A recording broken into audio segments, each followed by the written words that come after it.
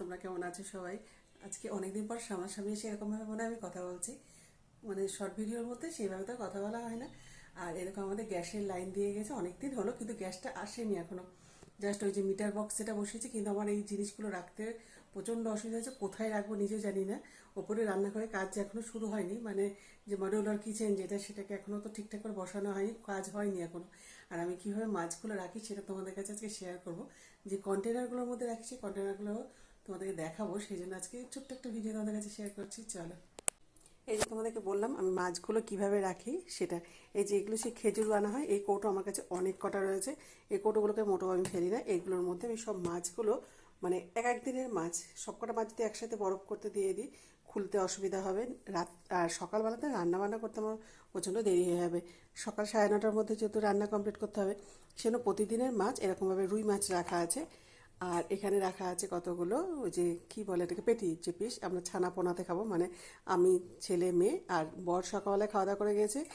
সে খেয়ে গেছে বাটা মাছ করেছিলাম, বাটা মাছের ঝাল, সেটা খেয়ে গেছে। আর ছেলেরও পরীক্ষা শুরু হয়েছে, ছেলের এবার 6th সেমিস্টার চলছে, চাকদায় সিট পড়ে চলে গেছে পরীক্ষা দিতে। আর এখানে রয়েছে রুই মাছ কিছু, মেয়েরও পরীক্ষা চলছে, সবারই আজকে পরীক্ষা। নিজে একা ছিলাম দেখে গান চালিয়ে সমস্ত কাজগুলোকে সেরে ফেলেছি। আর এখানে রয়েছে ইলিশ মাছ, এখানে দুদিনের ইলিশ মাছ একসাথে আছে, এতগুলো তো একসাথে খাওয়া যাবে না, এটা আর দেখলাম রাখতে পারছি না, ফ্রিজে প্যাকড আপ হয়ে যাবে, সেখানে সবকটা ইলিশ মাছ একসাথে করে দিয়েছি। আর এখানে রয়েছে দেখো ইলিশ মাছের মাথা, লাউ গাঠিও নিয়ে এসছে, সেগুলো গাঠি কচু যেটা, সেগুলোকে ধোয়া হয়নি, এগুলো সব মাছের সাথে নিয়ে এসছে। এগুলো সব ধুয়ে তারপর ফ্রিজ আপ করবো। আর সব সমস্ত সবজি আমি ফ্রিজ আপ করার সময় ধুয়ে নিই, ধুয়ে নিয়ে তারপর এগুলোকে তুলি। চলো এগুলোকে তুলে রাখি। এটা আজকে তোমাদের কাছে শেয়ার করা ছিল যে কন্টেনারগুলো, এগুলোকে আমরা অনেক সময় ফেলে দিই, কন্টেনারগুলো না ফেলে যদি আমরা রেখে দিই তাহলে কিন্তু অনেক কাজে দেয়। চলো এগুলো কিন্তু সবজি কেটেও কিন্তু রেখে দেওয়া যায়, আমি সবজি কেটেও রাখি। অনেক সময় ধরো শুক্তো করবো, সবজিটাকে কেটে নিলাম, কেটে নিয়ে রাত্রি হলে এটা প্যাকড আপ করে দিলাম, সকালবেলা উঠে রান্না করে নিই তখন। যে মাছগুলোকে সব পরপর এভাবে সাজিয়ে দিয়েছি।